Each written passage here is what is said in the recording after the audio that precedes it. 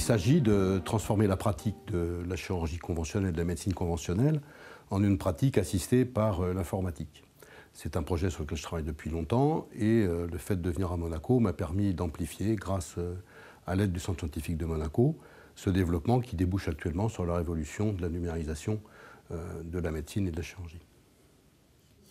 Le Centre scientifique de Monaco m'a permis d'industrialiser un prototype qu'on avait écrit sur le système expert. Depuis, on a intégré ce système expert avec de la simulation. Nous avons obtenu un partenariat de Dassault Systèmes avec lequel nous développons la modélisation du pied et de la cheville et nous sommes en train de mettre au point autour de tout ça tout notre système de big data et de machine learning qui nous semble être le point le plus important de l'avenir de la médecine de zéro. C'est un tout, il y aura à la fois l'aide au diagnostic qui débouchera sur de la simulation chirurgicale, ce qui va avoir pour un effet important de fiabiliser toutes les interventions.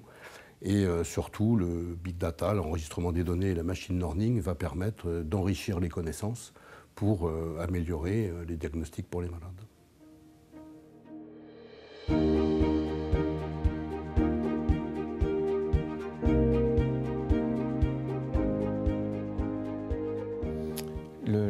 Je vais simplement vous répondre sur notre spécialité. Je veux dire, on va rester au niveau de l'Institut, donc qui est dédié, je vais dire, au niveau de l'orthopédie. Donc le digital, on a vu arriver dans les années 80 la numérisation et le digital au niveau de la radiologie, au niveau de l'IRM, au niveau du scanner et de l'IRM.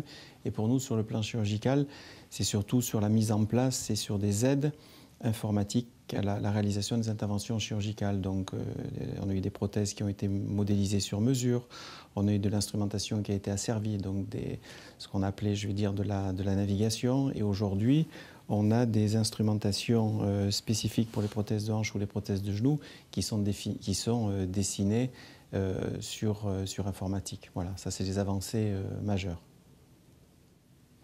Oui, ça je crois que c'est une très bonne question. C'est sur les patients ont une information forte, parce qu'ils vont eux-mêmes la chercher sur le net, sur Google. Et finalement, ça nous oblige, nous, sur le plan de la relation, je vais dire, avec le patient au niveau de l'information, à être beaucoup plus réceptif, je vais dire, et informé.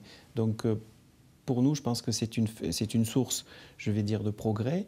Ça sécurise un peu la prise en charge au niveau des patients. Ça nous permet d'être réactifs. Aujourd'hui, on a un certain nombre de patients qui nous interrogent régulièrement ou sur l'ordinateur, sur le web ou sur le téléphone portable. C'est des choses qui n'existaient pas, je vais dire, il y a peut-être une dizaine d'années. Donc en ce sens-là, le digital, après ce que va montrer, je vais dire, Bruno, c'est autre chose. Mais nous, dans notre pratique quotidienne, la numérisation, le digital, ça effectivement, je pense que c'est quelque chose d'important. Et surtout, on le voit parce qu'on a aujourd'hui des durées d'hospitalisation qui sont très courtes, puisque vous savez qu'on fait majoritairement, enfin on fait moitié-moitié de la chirurgie ambulatoire et moitié donc de la chirurgie sur les patients reste entre 2 et 3 jours. Donc finalement, cet outil de communication numérique est absolument fondamental sur ce qu'on appelle le fast track ou la récupération rapide. Et ça, l'informatique permet, et ça sécurise tout le monde parce qu'on a des nouvelles, je vais dire, quasiment en temps réel. Donc on peut répondre si le patient a des questions, s'il y a des complications, avec un temps et une relation directe entre le patient, je vais dire, et son praticien. Je pense que dans toutes les disciplines, c'est quelque chose d'important. Ça, c'est pour nous, je vais dire, majeur. En dehors de l'outil informatique dont va vous parler, je vais dire, Bruno.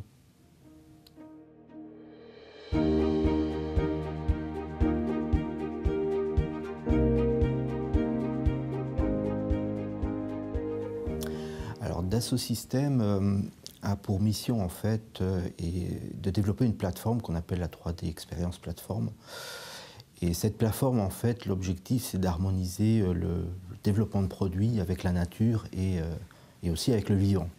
Donc vraiment tout ce qui tourne autour du vivant, que ce soit au niveau chirurgie, au niveau pharmacologie, est vraiment central chez Dassault Systèmes, puisqu'on ne peut plus vraiment développer un produit sans vraiment le simuler dans son environnement, que ce soit dans la nature ou en interaction avec l'humain. Donc c'est vraiment un axe très fort de développement. Alors il y en a plusieurs, effectivement, dans le domaine de la simulation numérique, puisqu'aujourd'hui on parle surtout de la simulation dans tout ce qui est orthopédique. On a une initiative qui a démarré il y a déjà quelques années, ce qu'on appelle le Living Earth Model, c'est-à-dire on a développé un cœur humain numérique, et ce cœur humain numérique est maintenant à disposition de nos utilisateurs où ils peuvent tester leurs équipements, par exemple une valve, un pacemaker. Et c'est un cœur très sophistiqué, je dirais, qui inclut vraiment le meilleur de toutes les technologies que l'on a, dans une plateforme qui le rend accessible à un plus grand nombre, puisque l'objectif aussi, c'est de ne pas en faire quelque chose uniquement pour les spécialistes. Ça, c'est un exemple assez intéressant et surtout assez représentatif de ce que on peut produire au sein de Dassault comme initiative. Alors la simulation numérique est, je dirais, indispensable.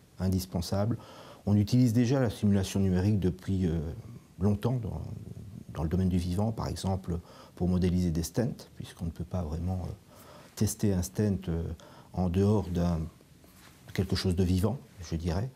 Donc ça s'utilise depuis très longtemps. Ce qui est nouveau maintenant, c'est tout ce qu'on appelle virtual testing, c'est-à-dire non pas remplacer les essais, mais essayer de représenter au mieux les essais physiques pour avoir un jumeau numérique sur lequel après on peut faire toute une série de tests, évaluer plusieurs, par exemple, alternatives au niveau du design, et donc accélérer le processus, disons, accélérer l'innovation, mais accélérer aussi le processus de mise sur le marché d'un nouvel équipement, par exemple. Donc vraiment, la simulation à ce moment-là est vraiment centrale pour cette validation. Alors la simulation numérique, je dirais que les méthodes qu'on utilise ont été développées dans les années 80, donc c'est des méthodes assez anciennes.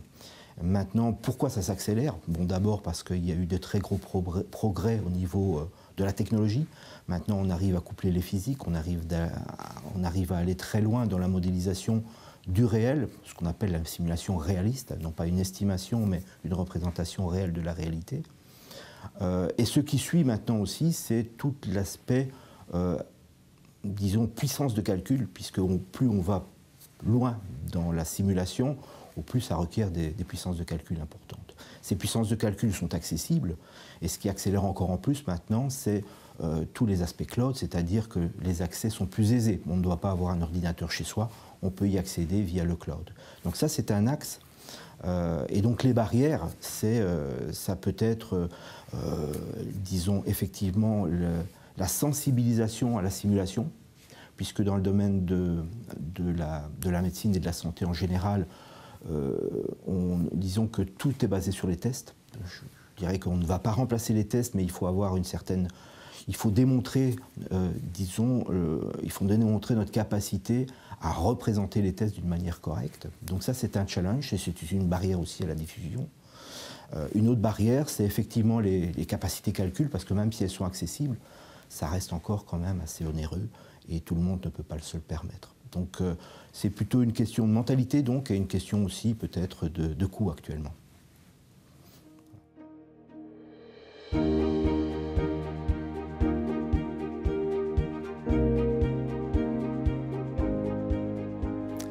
Bonjour, je suis le docteur Lemrez, je suis chirurgien orthopédiste et dans la chirurgie orthopédique, on est extrêmement spécialisé actuellement et ma spécialité est la pathologie du pied et la pathologie de la cheville de façon tout à fait exclusive. J'effectue cette pratique depuis plus de 20 ans actuellement. Alors on a toujours rêvé de pouvoir simuler un geste chirurgical avant de le réaliser et c'est actuellement le grand jeu que permet la technologie moderne grâce à ses capacités de calcul, ses capacités de représenter le vivant de façon de plus en plus réelle. Donc le premier challenge actuellement pour la chirurgie du pied, c'est de pouvoir modéliser chaque pathologie, chaque patient de façon personnalisée et grâce à cette chirurgie personnalisée, de pouvoir la mobiliser et de créer un modèle qui est le plus près de la réalité. Ce modèle va nous donner des informations complémentaires que l'on ne connaît pas actuellement sur les tensions ligamentaires, sur les pressions articulaires, sur les risques de pathologie et va pouvoir simuler différentes possibilités chirurgicales des façons les plus simples, comme la création d'une semelle orthopédique, d'une orthèse plantaire, d'une chaussure adaptée, que ce soit dans toutes les pratiques professionnelles, à la course ou à autres, et lorsqu'on va vouloir juger de la validité d'une opération, on va pouvoir valider certains gestes chirurgicaux pour les simuler exactement comme vous simulez un vol à partir d'un avion pour savoir s'il va résister aux contraintes lors d'une tempête, par exemple. Et donc, on va pouvoir proposer aux patients une série de solutions chirurgicales plus ou moins validées et on va pouvoir, de commun accord, choisir ce qui correspond le plus à la demande du patient en fonction de sa vie, en fonction de ses activités, en fonction de son âge. Ça, c'est l'enjeu réel de la simulation chirurgicale dans les années à venir et je pense que ces années à venir sont absolument devant nous aujourd'hui.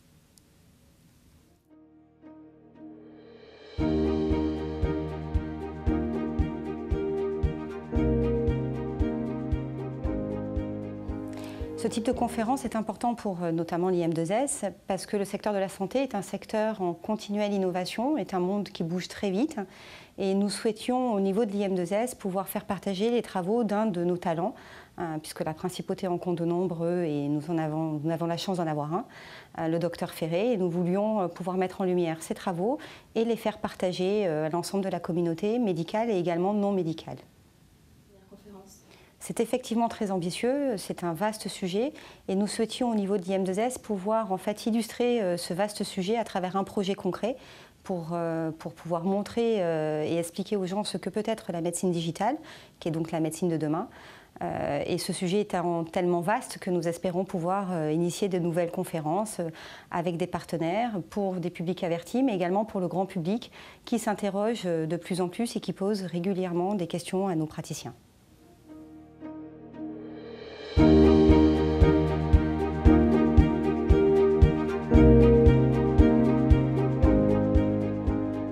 Bonsoir à tous. Donc Bruno, tu m'as demandé de présenter, en fait dire deux petits mots et juste 2 diapositives pour que l'essentiel soit effectivement de la soirée soit assuré, je vais dire, par vous, par Thibaut, je vais dire, et par l'équipe de Dassault. Donc, je vais dire la digitalisation, je vais dire en chirurgie orthopédique, j'ai essayé de voir en quoi, je vais dire pour nous, au niveau d'IM2S et de notre pratique professionnelle, il pouvait y avoir un lien. Donc la digitalisation ou l'informatisation, je vais dire pour les orthopédistes que nous sommes, a commencé grâce à nos amis radiologues. Je pense que ce n'est pas Jean-Michel qui va nous contredire. Quand on a vu arriver dans les années 85 et 90 à la fois je vais dire le scan et l'IRM, ça nous a apporté je vais dire un plus au niveau du diagnostic et notre métier a commencé à changer. Deuxième étape, c'est à peu près dans les années 2000 où on a commencé, je vais dire, à implanter des prothèses sur mesure, où là il y avait un lien avec je vais dire, la modélisation je vais dire, des fémurs, on l'a fait.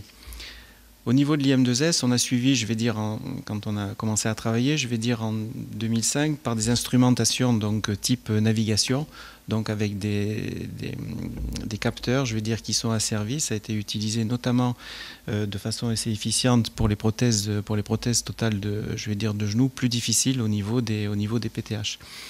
Et les données actuelles, qui sont des choses que l'on utilise, je vais dire, et qu'on pratique, hein, j'aurais l'humilité devant toute l'équipe Dassault, devant les vrais informaticiens que vous êtes.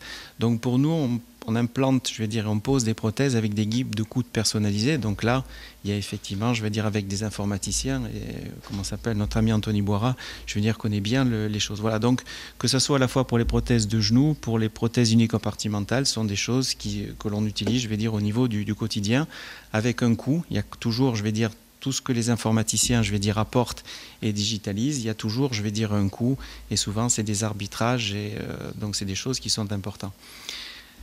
La chose qui m'a paru importante, c'est qu'aujourd'hui, cette évolution, je ne parle pas de... Aujourd'hui, en orthopédie, on a aussi gagné, je vais dire, avec l'arthroscopie, donc qui est quand même une composante très importante que l'on a connue au niveau de cette évolution, c'est qu'il y a un impact direct. On s'en aperçoit pas direct sur la prise en charge, je veux dire, au niveau de nos patients, parce qu'aujourd'hui, la part de la chirurgie ambulatoire est relativement importante, notamment pour la chirurgie ligamentaire, et même pour la chirurgie plutôt conventionnelle, cette digitalisation, cette informatisation se traduit par une réduction de la durée de séjour, et ce qui nous permet effectivement de faire soit du RAC, c'est-à-dire de la récupération rapide après chirurgie, ou du fast track, avec des applications, je vais dire, directes. Ce qui me paraît important, c'est que cette forme de protocolisation de la prise en charge améliore d'une part la sécurité pour le patient. Ça améliore aussi, ça contribue, au résultat à la fois pour le patient et l'ensemble de l'équipe soignante. Et indirectement, ça a quand même un coût. Ça minore, un peu les coûts. Là, je vois qu'il y a des représentants de la caisse de compensation. Donc, en termes de tarification, ça a un impact, significatif pour les organismes payeurs. Voilà, la deuxième diapositive, qui est en fait la véritable introduction, c'est l'IM2S et ton projet. Parce que finalement, quand on a commencé à en discuter, ça fait peut-être maintenant 3-4 ans, tu viens dans le bureau, on discute, et en fait, tu es un peu comme l'IM2S, tu es parti de la page blanche. Et aujourd'hui, sans analogie, j'ai un très très bon copain qui est un ingénieur d'Airbus. Donc, je pense qu'avec tes amis de Dassault et Thibault, ton projet va pouvoir décoller. En discutant, en essayant de comprendre un peu ce que tu es en train de faire. Donc, c'est effectivement de la modélisation, ça se rapproche de la CAO. Surtout, c'est de l'intelligence artificielle et à chaque fois que tu viens dans le bureau, tu me parles effectivement, de big data. Donc, je commence à me renseigner sur ce que c'est. Et surtout, ce que tu es en train de faire, c'est un système d'aide à la décision. Et je pense que tu es en train d'apporter, j'espère apporter, au niveau de la chirurgie orthopédique, alors que dans certaines spécialités comme la neurochirurgie ou la chirurgie cardiaque, il y a déjà des gens qui travaillent avec de la visualisation, en 3D, et sur de la chirurgie, mini-invasive. Donc, ce qui me paraît, c'est que tu es sans le savoir, alors qu'on est en train d'évoluer. Nous, on avait plutôt une transmission orale, de notre métier. C'était vraiment le véritable compagnonnage pendant notre formation en internat, ou le clinica. Et là, tu es en train tu contribues, comme dans d'autres spécialités, vers une transmission numérique et partagée, des connaissances. Et c'est quand même intéressant de pouvoir le vivre. Et je veux terminer en disant merci, parce que pour IM2S, ça complète un peu l'activité clinique qui est faite. Il y a un certain nombre de praticiens chez nous qui, au travers de communication, de publications, apportent et rayonnent, à l'international ou dans les congrès ou dans les universités et apportent, une image positive de l'Institut et donc de Monaco. Un merci, à Patrick Rampal, parce que ça a été le premier quand tu as commencé à présenter ton projet, qui a pris, avec Hervé Raps et au niveau du CSM. Ils ont donné un accord, un accord favorable, parce que malgré tout, pour tous les projets de recherche, il faut des sous. Et sans la contribution, quand même significative, du centre scientifique, ce que vous avez fait avec MIS, c'est-à-dire Monaco Informatique, et les personnes qui sont là, ça ne serait pas fait. Bravo à Thibault, parce qu'on s'était rencontrés, il était venu avec Michel Maestro il y a 7-8 ans, donc ça ne nous rajeunit pas. Donc c'est un des maîtres de la chirurgie du pied. Michel m'a donné un ou deux de ses articles dans le livre que vous avez écrit, et c'est effectivement, intéressant. Donc ça, c'est important. Et je pense, et je termine sur ça, je pense que ton projet, que modestement IM2S soit associé, à Dassault Systèmes et à Digital Orthopédique, je pense que c'est quand même un gage, de réussite. Et c'est ça qui va permettre au projet de prendre un peu de la hauteur et de décoller. Voilà. Donc, merci. Bon, écoutez, merci. Moi, je suis heureux d'être ici ce soir. Je dois plus à l'amitié historique qui me lie à Philippe Valerio et à l'équipe de l'IM2S qu'à la compétence particulière dans les sujets et à M. Luciot aussi, qui est une amitié plus récente, mais on a travaillé ensemble avec plaisir. Je dois le fait d'être ici donc à cette amitié. Il est né parce que il est néanmoins vrai qu'on a cru d'emblée au programme qui nous a été présenté par notre ami. Et je crois qu'on a bien fait. On a bien fait parce qu'on est dans une période authentique de révolution copernicienne de la médecine. Ce que je veux dire, c'est que on vit une période qui va transformer complètement l'activité médicale, et le projet qui nous a été présenté au centre scientifique s'inscrit parfaitement dans cette révolution. En un mot, le centre scientifique, vous le savez, on commence à connaître, c'est l'agence de la recherche scientifique de la Principauté, qui historiquement était activé exclusivement dans un domaine dans lequel la principauté excellait, qui était la biologie marine, et dans lequel elle continue d'exceller, mais qui, depuis l'avènement du prince Albert, a été différencié en 3 départements, représentant un mini CNRS monégasque, un département historique de biologie marine qui persiste, un département de biologie polaire et un département de biologie médicale. Et ces départements ayant tous une forte préoccupation environnementale, mais la première action de la biologie, du département de biologie médicale a été de soutenir des programmes de recherche clinique. Et c'est la raison pour laquelle c'est ce qu'on appelle en France des PHRC, des projets hospitaliers de recherche clinique, ont été depuis presque 10 ans maintenant développés en principauté grâce à l'activité tout à fait remarquable du docteur Hervé Raps, qui est ici présent et qui gère ces projets avec beaucoup de soins et beaucoup d'attention et qui accompagne pendant leur réalisation ces projets. Et quand on le peut, on assure un financement, une aide au moins au démarrage de ces programmes. C'est pour ça que quand on a vu le programme de modélisation du pied, nous avons été d'emblée conquis et extrêmement intéressés. Alors, je vous disais qu'on vit une révolution copernicienne parce que je ne veux pas faire de l'histoire, mais je voudrais faire simplement un retour sur la semaine dernière. Dans la semaine dernière, comme souvent, on reste un peu présent dans le domaine médical, l'objet de 2 interrogations. La première, le dernier numéro du New England Journal of Medicine, dans lequel on dit l'abandon en faculté de médecine des modèles animaux pour l'apprentissage de la physiologie. On n'apprendra plus du tout la physiologie comme nous l'avons appris quand nous étions sur les bancs de la faculté, avec des modèles animaux. On l'apprendra sur des modèles qui sont des modèles expérimentaux, qui sont des mannequins, qui sont des modélisations, parce que pour des raisons évidentes, il n'est plus de bon ton de travailler sur l'animal. Donc il y a un changement total de paradigme au niveau de l'apprentissage de la médecine en faculté de médecine. Et plus récemment, hier, j'ai reçu une incitation pour un cours lancé par l'Université de Pennsylvanie, un cours qui s'appelle Micromaster in Medical Robotics, en disant que la robotisation est en train de révolutionner, robot is revolutioning healthcare. Et pour apprendre aux médecins à gérer l'assistance des robots en médecine. Donc, le projet de notre ami Ferré s'inscrit parfaitement dans cette révolution de la médecine en essayant de modéliser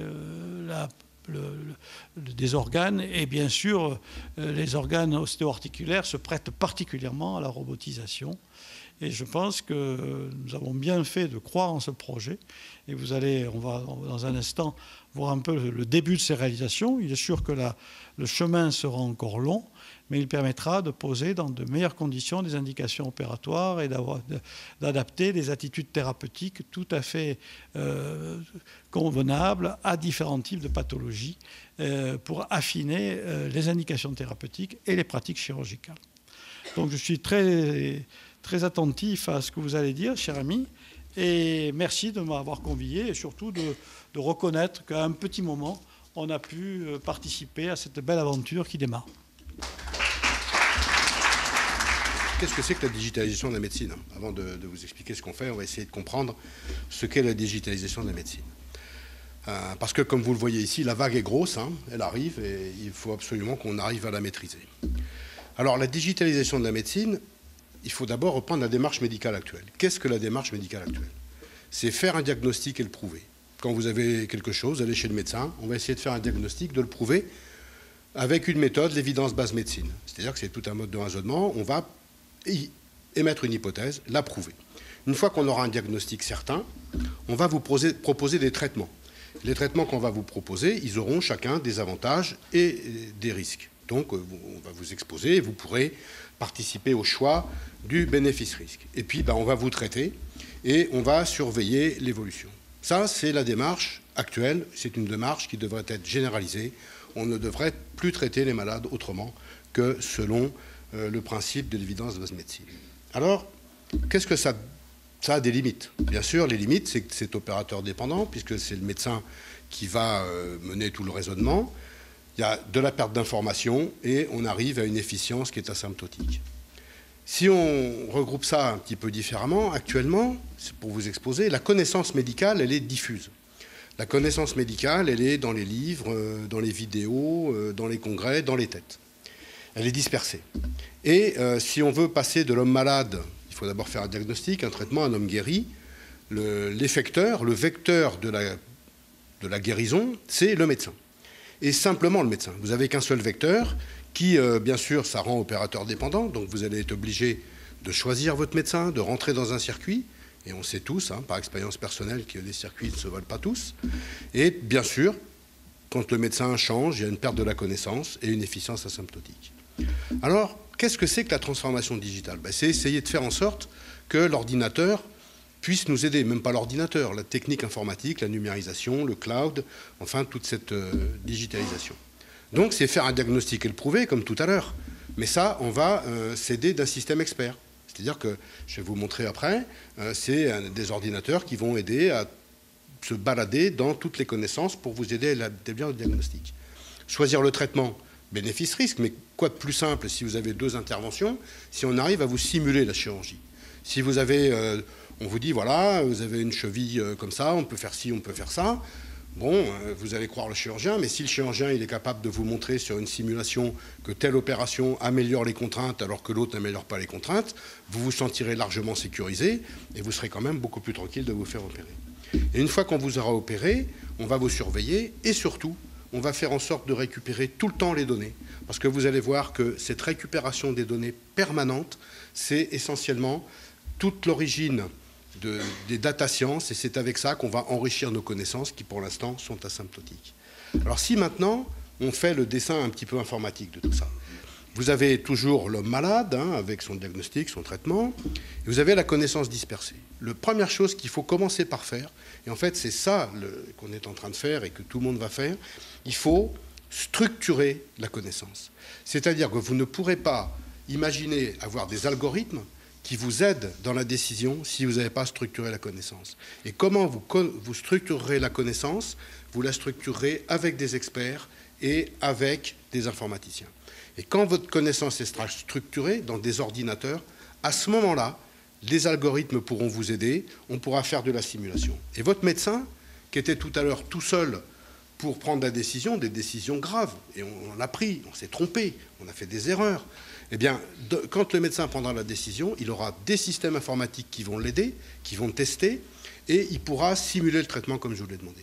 Mais surtout, le médecin, il va avoir un rôle qui va être encore plus important, c'est que tout ce qu'il va faire, il ne va jamais perdre une miette de l'information.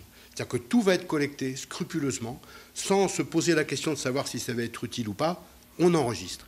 Et une fois qu'on aura ces masses de données énormes, on va pouvoir mettre en route un système de machine learning. Le machine learning, c'est quoi?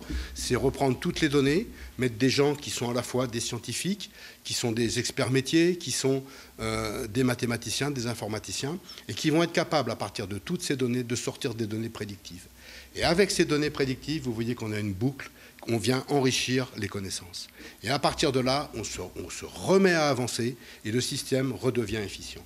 Avec ça, on va arriver à créer un cercle vertueux, puisqu'on va avoir connaissance, simulation, soins, données massives, machine learning, et qui va enrichir. Et en permanence, on va arriver à un moment donné, comme vous le lisez partout, comme vous l'entendez, à avoir des déductions qui vont se faire, on va améliorer les diagnostics, on va améliorer les traitements, et l'état de santé, notre état de santé, parce que nous sommes tous des malades en puissance, notre état de santé va s'améliorer.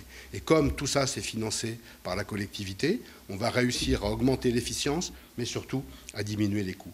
Donc, les 3 pôles de la médecine digitale, et c'est ce qu'on va vous exposer après, c'est essentiellement tout d'abord des bases de connaissances, aide à la décision, de la simulation, la modélisation, élément fini, et c'est là où Dassault va vous expliquer, parce que c'est quand même assez essentiel que un pays comme la France et les pays francophones puissent s'appuyer sur une telle structure intellectuelle, et des data science et des machine learning. Et c'est avec ça qu'on va pouvoir créer la médecine digitale telle qu'on en parle ce soir. Tout ça, ça aboutit à la médecine de précision, concept qui a été exposé par le président Obama il y a 4 ou 5 ans, pour lequel les États-Unis investissent beaucoup, beaucoup d'argent, où on a le patient qui est en relation avec le malade et le thérapeute, tout ça pour qu'il soit au centre de la décision grâce à la machine et à l'iCloud. Donc vous voyez que la médecine digitale, 3 choses qu'il faut absolument coupler. Et maintenant, je vais laisser mes amis vous expliquer la suite. Et Thibaut va vous dire pourquoi on a absolument besoin. Bonsoir mesdames, bonsoir messieurs. Merci de cette excellente question que Bruno m'a posée. Pourquoi la simulation numérique nous permettra d'améliorer nos résultats chirurgicaux? Question que peu de chirurgiens se posent. Et je pense que c'est ça le paradigme.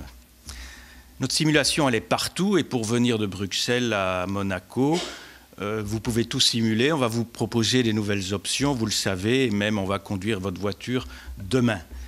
Le problème en matière de chirurgie est plutôt là, car il existe des paradoxes dans la chirurgie, entre la croyance et la certitude. La première certitude du chirurgien, c'est que ses résultats sont excellents. Où est l'évaluation? Qui détient cette évaluation? La médiatisation, peut-être? Les conflits d'intérêts? Le problème de la médecine est là, et c'est peut-être la diapositive la plus pertinente. Nous avons actuellement l'aide à la précision, et nous sommes passés d'un air un petit peu brutal à une chirurgie tout à fait radio-guidée, avec des reconstructions tout à fait élaborées. Nous avons l'aide à la précision à travers la robotisation. L'aide à la précision, c'est donc cette robotisation, et les robots sont déjà dans nos blocs opératoires, permettent, comme M. Balerio l'a dit, de mettre en place des prothèses de genoux. Ce sont nos acquis 2017. L'aide à la décision, c'est différent, et Bruno a évoqué cette complexité de l'aide à la décision. Puis à la simulation numérique, pourquoi, comment, c'est ce que je vais essayer de vous faire comprendre. En fait, pour passer de la chirurgie d'aujourd'hui, qu'on peut représenter comme un crash test, à la chirurgie de demain, simulée, à nous de choisir. Pourquoi la simulation chirurgicale? Parce que, en fait, c'est difficile. Et un bon exemple vaut mieux pour comprendre. Imaginons une arthrose de cheville, c'est ce qui vous fait mal, vous empêche de marcher, de déambuler. L'arthrose, médicalement, est une pathologie dégénérative caractérisée par une chondrolyse. La chondrolyse est une perte de cartilage, d'abord focale, puis d'altération plus générale. Le cartilage en radiologie, c'est la bande noire que vous pouvez voir sur la diapositive de gauche, pas d'arthrose. Et ici, pas de bande noire, donc arthrose. Donc j'ai compris, bande noire, pas d'arthrose. Et ici, arthrose asymétrique, c'est évident. C'est le même malade. Donc, il y a un intérêt à faire des clichés en charge qui vont permettre de valider la statique de l'appui et de voir véritablement un interligne articulaire. Et en fait, qu'est-ce qu'on représente là-dessus? C'est la contrainte. Et la contrainte semble donc l'élément essentiel. Et l'origine des arthroses, c'est un problème de cartilage soumis à la pression ou à la contrainte ou au poids du corps quand vous marchez. Et la contrainte va créer l'arthrose. Elle peut être dégénérative, liée à une désaxation. Elle peut être dégénérative, liée à un problème cartilagineux ou à des séquelles post-traumatiques principalement. Et l'anatomie de la cheville, elle est compliquée, avec différents os qui interviennent dans cette articulation, avec en fait 3 surfaces articulaires, puisque vous allez avoir une surface au niveau thalien, au niveau malléolaire, et des complexes ligamentaires qui vont permettre d'articuler tout ce système en mouvement. Et en fonction qu'on soit au niveau du genou ou de la cheville, la surface articulaire est différente, et les forces de contact sont différentes, et même entre la charge et la décharge, les millimètres carrés qui sont pris en charge ou par la malléole externe, ou par la malléole interne, ou par le pilon est différent. Donc pour simplifier, le cartilage est soumis à une contrainte, ce sont les lois de Newton qui sont soumis à la pesanteur. Un excès de contrainte entraîne un excès de pression et donc abîme votre cartilage. Une anomalie anatomique comme une séquelle de fracture de cheville, qui est la deuxième fracture du corps humain, perturbe les contraintes articulaires. Il est donc logique de réaxer ce qui est désaxé et dès lors ça redevient très simple. La radiographie nous a appris beaucoup de choses avec ses incidences. L'arthroscanner permet de voir le cartilage, mais souvent sans contrainte. Et la radiographie standard, qu'on peut corréler ici à un arthro-CT ou à une IRM en bas à droite, va nous donner des informations complémentaires. Et chirurgicalement, pour soulager les malades, il y a des grands principes. Il faut garder le pied sous la jambe et avoir un pied plantigrade. Il faut donc avoir des systèmes stables mécaniquement. Et on peut aider cette stabilité par la laxité, par les différents ligaments au niveau des haubans. Essayons de voir cette cheville qu'on va retourner ici dans ce scanner en charge. On va analyser à l'intérieur de cette structure, la structure osseuse, visualiser par exemple ici à gauche la désaxation et on va essayer de modéliser. On représente le tibia ici en bleu, la malléole fibulaire ou la malléole externe à droite, le talus ou l'astragale, le calcanéum, et donc on a des systèmes ligamentaires qui permettent d'avoir un système stable sous des contraintes mécaniques. La nature humaine est un peu différente, avec un calcanéum qui est désaxé, les surfaces articulaires sont rondes et donc les haubans sont importants et il peut apparaître sous les contraintes toute une série de variantes et de pathologies. Et donc on a pu représenter ici ce calcanéum avec différentes modélisations des haubans et des rappels pour modéliser au mieux notre pièce anatomique.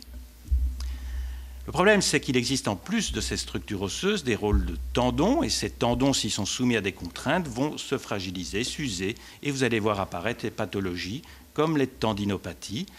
Et il faut également intégrer ça dans votre avant-pied. Si votre avant-pied est désaxé, vous allez induire des désaxations à l'arrière-pied. Donc ici, nous avons un système qui est stable, et si nous avons une désaxation en valgus, le talon est à l'extérieur du pied, vous allez avoir des contraintes qui vont être augmentées dans la partie latérale de la cheville. Et puis, voir apparaître une laxité avec une rupture des différents haubans, et sur ces haubans vont apparaître progressivement des fractures de stress et une arthrose dégénérative. À l'inverse, une désaxation en varus va donner une faillite ligamentaire et une arthrose progressive en varus. Donc, vous avez compris, c'est simple. Et non, il faut intégrer quand même de nombreuses variantes, les variantes anatomiques, le rôle des ligaments, le rôle des tendons, les relations avec l'avant-pied, les relations avec le membre inférieur, le terrain du patient et le réalisme chirurgical. Intégrer des variations morphologiques de l'articulation sous-talienne en dessous de la cheville. Et la morphologie de chacun n'est pas les mêmes. Vous voyez ici cette pièce anatomique avec une surface talienne strictement identique et d'un côté, le talon est en dedans et pas de l'autre. Donc, véritablement, pour chaque malade, ce n'est pas le même problème. Donc, c'est top, il suffit d'aligner, oui. Je vais vous montrer ici un exemple, c'est désaxé en valgus, il y a une contrainte latérale, les flèches sont rouges, je coupe le talon, je le remets en dessous, et tout est bien réaxé. Même chose, il y a une désaxation en varus, il y a trop de contraintes médiales, et j'enlève un coin osseux, et hop, tout ça est bien réaxé. La réaction par la translation a permis de remettre les contraintes. Donc j'envoie un mail à Bruno. Ah, pourquoi il ne parle pas de numérisation? Donc on peut avoir une puissance de correction plus importante en supramolaire. Donc j'ai compris. Grosse correction, tu coupes au-dessus. Grosse correction, tu coupes en dessous. Et les contraintes s'alignent. Et puis tu mets des axes et des droites et tout est parfait. Et les vraies questions, c'est de combien je corrige? Est-ce que c'est sur le tibia uniquement, le calcanéus, sur les deux à la fois? Qu'est-ce qui se passe au niveau des ligaments? Si je coupe sur l'os, qu'est-ce qui se passe au niveau des tendons? Est-ce que j'enlève un coin? Est-ce que j'additionne un coin de l'autre côté? Est-ce la bonne opération? Etc., etc., etc. Est-ce que là, la simulation peut nous aider? Elle nous a bien aidé en matière de problèmes dentaires. Vous êtes capable de voir les contraintes qu'il existe dans le pignon de votre vélo que vous utilisez le week-end. Et tout le monde sait que ça a été largement utilisé en aviation. Donc la simulation, c'est un vrai projet qui fera passer la chirurgie subjective à une chirurgie probabiliste. On va mesurer votre axe. Et ça, on sait faire. On va aller plus loin. On va modifier votre axe par une reconstruction CT et on va segmenter vos os de la jambe, on va les contraindre, on va les modéliser, on va reconstruire, on va analyser les pressions plantaires et on va pouvoir avoir des données à l'intérieur de chaque articulation et donc, après avoir fait des modifications chirurgicales, pouvoir simuler les zones qui vont être à l'origine de la génération d'une arthrose ou pas. Ça, c'est le challenge de la simulation. Et dès lors, on va pouvoir utiliser nos systèmes de précision. Car actuellement, on a des systèmes de précision qui sont insuffisamment simulés. Et par les guides de coupe, on va pouvoir sortir le robot et lui dire « vas-y, coupe comme ça et pas comme ça ». Donc le futur, c'est avant tout très certainement de la simulation à partir d'éléments finis. C'est de la simulation à partir des multibodies ou des éléments finis. Et on va pouvoir donc faire passer cette chirurgie que je vous rappelle encore à l'heure actuelle, essai-erreur le plus souvent des cas, à une chirurgie simulée à validation statistique. Même exemple actuellement, on va permettre de passer sur des simulations numériques qui permettra de passer du constat d'échec à la prévision de l'échec. Est-ce qu'il y a un marché? Puisqu'en fait, il n'y a que Thibault qui a des échecs. Et quand on regarde la littérature, le résultat des ostéotomies, c'est quand même 13% d'échecs chez les meilleures équipes suisses. J'avais présenté un topo sur la pathologie de l'hallux valgus et on rapporte jusqu'à 50% de complications suite à la correction de votre oignon. Et souvent, c'est la récidive. Ici, un exemple, une désaxation qui a été parfaitement opérée, mais 6 semaines après, c'est déjà un petit peu désaxé. Ça s'appelle une récidive. La définition, c'est quand ça revient. 15 degrés, c'est un peu. 20 degrés, c'est modéré. 40, c'est sévère. Et on a quand même 75% de récidive à long terme. Donc, il y a un véritable problème. La pathologie de la cheville, on peut l'évaluer par des scores. Est-ce que vous êtes capable de marcher? Est-ce que vous avez mal de façon occasionnelle, quotidienne? Votre fonction, comment est-ce qu'elle s'exécute? Est-ce que votre cheville est alignée? Et dès lors, notre exemple, je dirais en 2018, vous avez tous reconnu, il y a de l'arthrose, et on va pouvoir proposer sur cette arthrose asymétrique un traitement. Il y a 3 solutions. Ostéotomie, on l'a vu, je vous ai montré, on aligne. L'arthrodèse, vous ne la connaissez pas, mais on bloque. La prothèse, on fait bouger. Le problème est quelle est la meilleure proposition pour vous?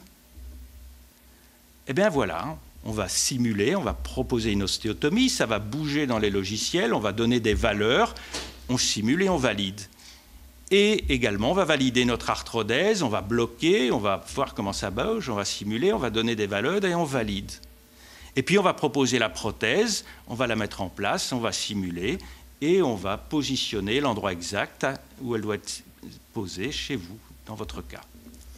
Et dès lors, on va pouvoir donner des résultats, ici le résultat de l'ostéotomie, avec une validité qui est faible, parce que les contraintes sont quand même restées élevées au niveau de cette cheville, au niveau sous-talien, dans l'articulation de devant. Les pressions plantaires ne sont pas top, la mobilité est bonne, et on a proposé un angle de 7 degrés. Mais on aurait pu faire 9 ou 5. On va pouvoir simuler, proposer une autre solution.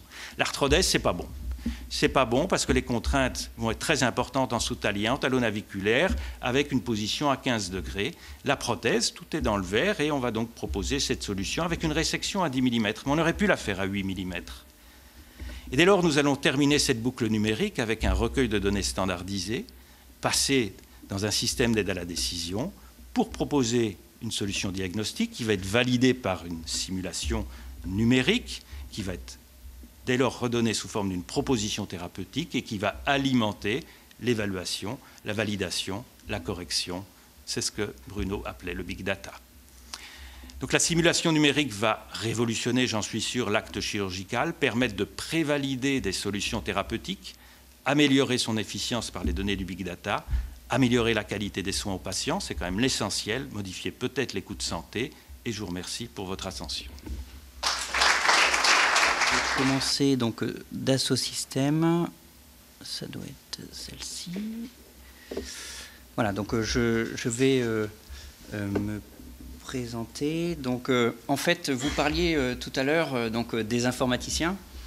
Alors, au risque de vous décevoir, je suis pharmacien industriel. J'ai rejoint Dassault Systèmes parce que justement, je crois fermement dans l'avenir des nouvelles technologies, donc au profit des sciences médicales, des sciences pharmaceutiques.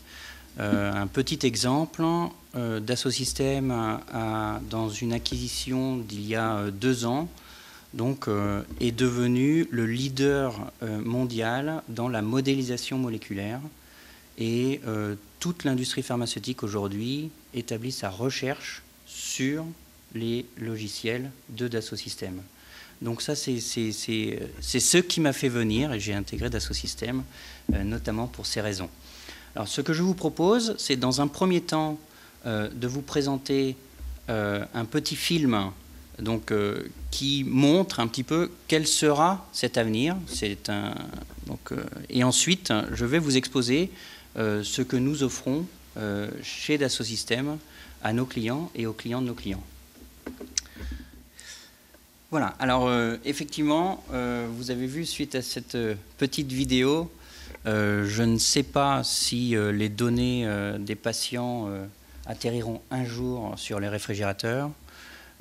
Néanmoins, ce qu'on peut voir dans le futur et dans les grandes tendances actuelles, c'est que, premièrement, il y a de plus en plus de collaboration interdisciplinaire, chose auxquelles nous souhaitons répondre, que la 3D apporte énormément de connaissances à des métiers qui ne l'utilisaient pas auparavant, que cette 3D, lorsqu'elle est maîtrisée, va pouvoir être simulée et apporter de nouvelles façons d'interpréter. Et ensuite, la mise en œuvre, c'est l'intelligence. Alors, ce que je vous propose, c'est de présenter un petit peu Dassault Systèmes, parce que effectivement, Dassault Systèmes, nous sommes souvent confondus avec notre historique maison mère, à savoir Dassault Aviation, mais je le présente à tout le monde. Nous ne sommes pas Dassault Aviation. Nous ne faisons pas des avions. Nous sommes le 2e éditeur de logiciels en Europe. Et nous sommes une société scientifique.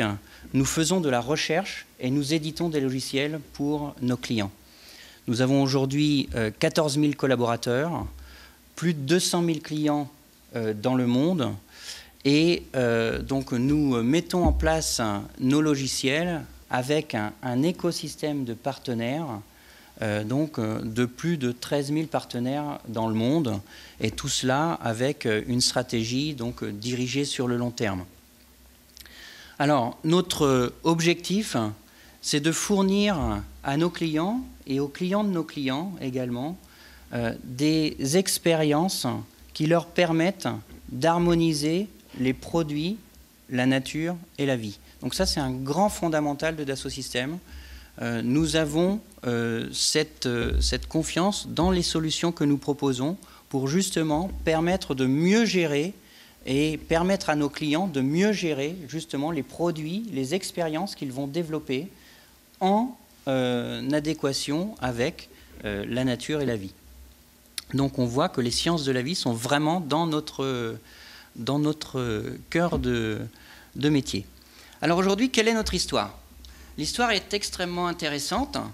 Il y a 30 ans de cela, Monsieur Dassault n'arrivait pas ou avait des difficultés pour faire collaborer ses ingénieurs des bureaux d'études et les ouvriers sidérurgistes qui fabriquaient les avions.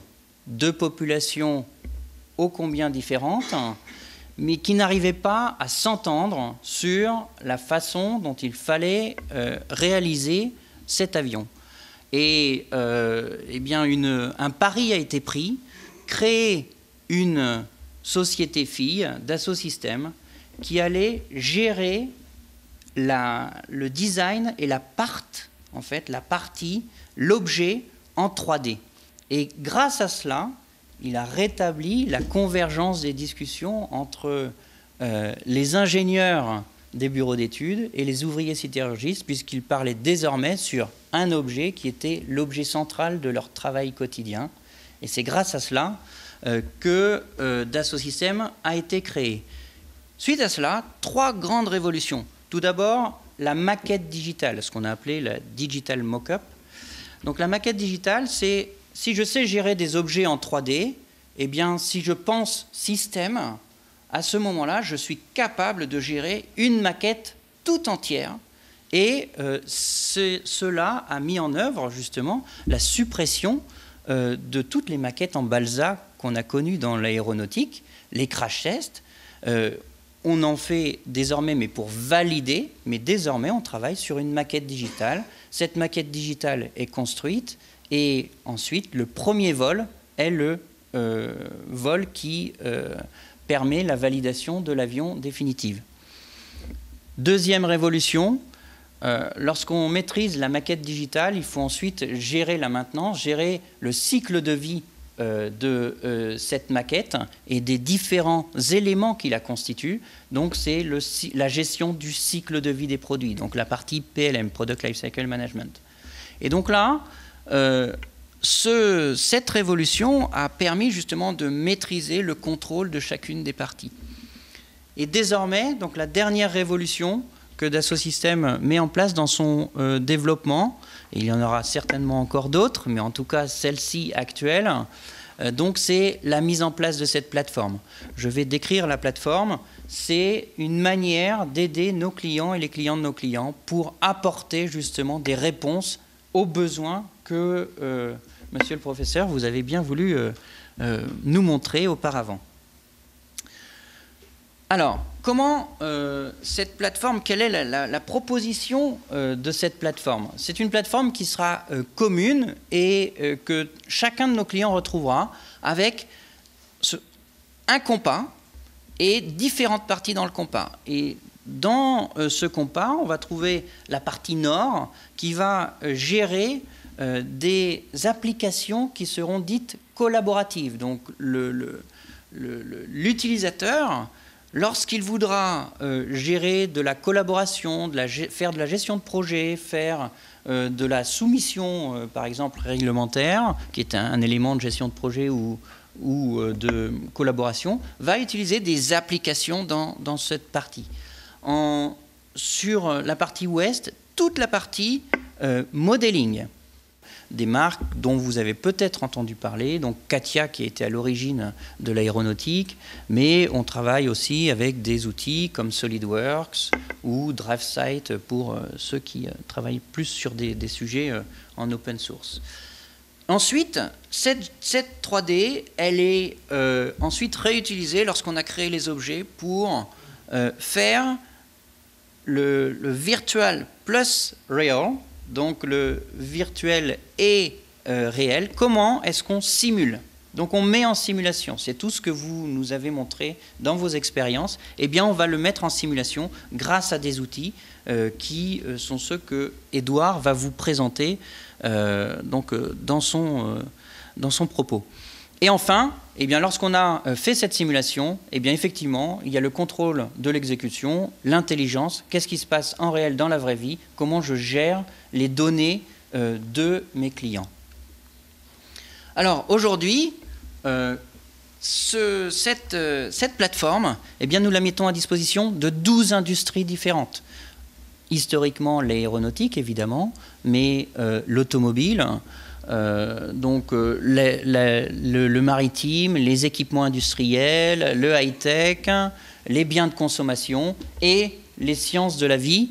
Évidemment, c'est pour cela que nous sommes là ce soir, mais aussi dans d'autres industries. Alors, comment est-ce que l'on met en place dans ces différentes industries? Eh bien, chacun des éléments du compas va exacerber la valeur de différentes marques qui vont apporter des fonctionnalités donc, à ce compas et à l'utilisateur. Donc chaque utilisateur aura un rôle. J'ai représenté Dassault Systèmes à Singapour l'année dernière pour le projet de Smart City.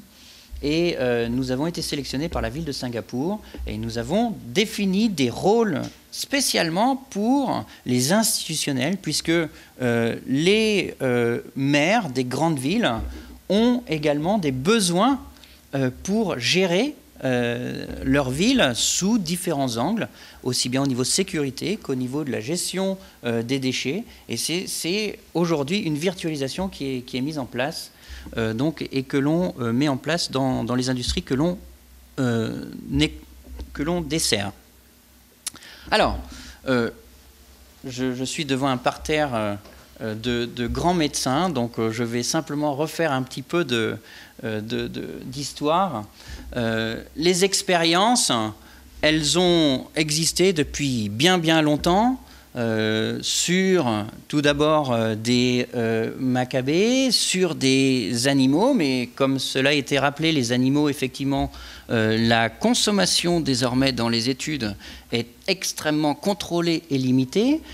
mais des expériences aussi in vitro. Et le grand challenge de toutes ces expériences, c'est qu'elles ont développé une connaissance extraordinaire, puisque la vie a bien augmenté depuis la mise en œuvre de la médecine, mais que tout cela s'est stocké gentiment dans des superbes bibliothèques, et où lorsque l'on souhaite utiliser, eh bien, il faut aller dans ces grandes bibliothèques, et on ne peut pas faire de recapitalisation correctement. Donc aujourd'hui, les nouvelles technologies vont apporter cette capacité à chacun des professionnels de santé, chacun des utilisateurs, donc de recapitaliser et de réutiliser les données, les informations, la connaissance. Alors, aujourd'hui, comment se positionne-t-on les grandes tendances? La génomique, on entend en parler, c'est un élément extrêmement effervescent à l'heure actuelle. Aujourd'hui, la génomique est un élément qui va probablement révolutionner aussi la prise en charge médicale dans certains domaines.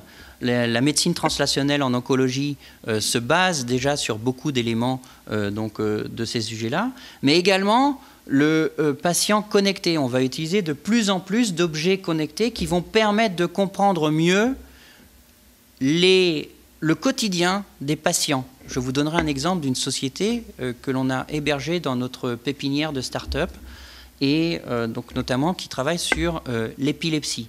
Donc aujourd'hui, les objets connectés vont nous permettre d'apporter ces éléments-là.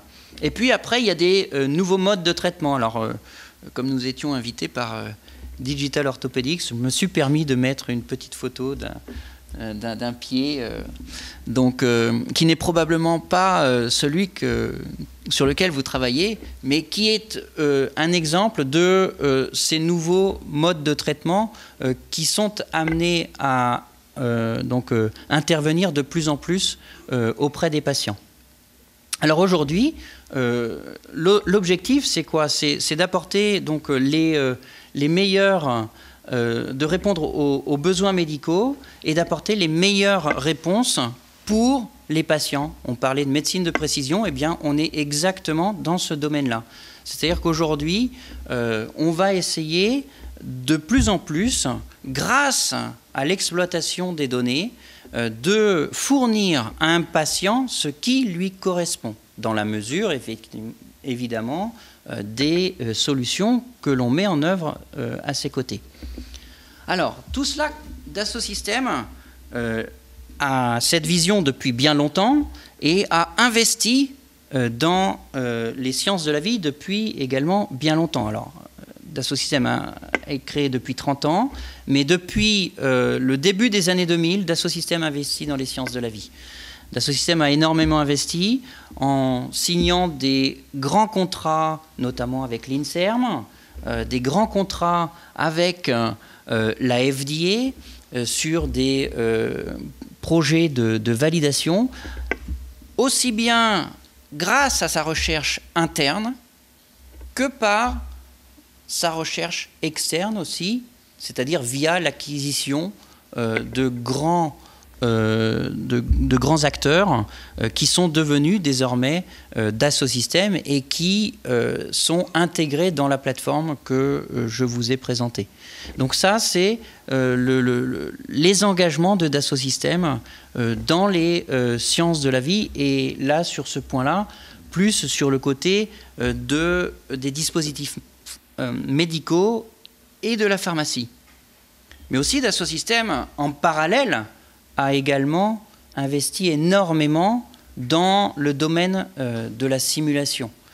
Et dans le domaine de la simulation, à peu près dans les mêmes moments que dans les sciences de la vie, c'est équipé avec des fonctionnalités qui lui permettent désormais, de manière intégrée, de proposer des fonctionnalités sur cette plateforme.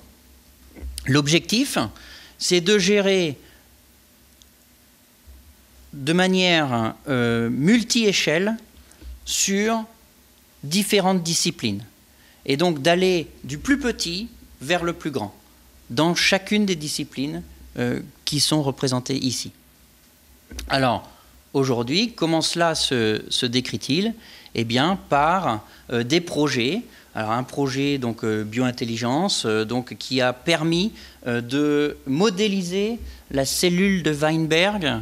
Je sais que vous vous rappelez tous cette fameuse cellule de Weinberg. Weinberg avait modélisé en 2D les pathways en oncologie donc à la fin du 19e. Et donc là, de manière mécanistique, on a donc introduit et récupéré toutes les publications internationales sur les échanges donc des différentes voies métaboliques en oncologie, et on a recréé une cellule. Et on est capable désormais de bombarder cette cellule. Voilà. Donc, le Living Heart, donc c'est un modèle de cœur. Et puis ensuite, on va vers des projets donc, de precision medicine, de travail sur le corps humain et la clinique. Alors là, je rappelle un petit peu notre évolution dans le dispositif médical. On part du plus petit, on gère le matériau donc au niveau moléculaire. On avance vers l'ingénierie des dispositifs et on va vers le système après de compréhension organique. De la même façon, en pharmacie, on va gérer la molécule donc au plus fin.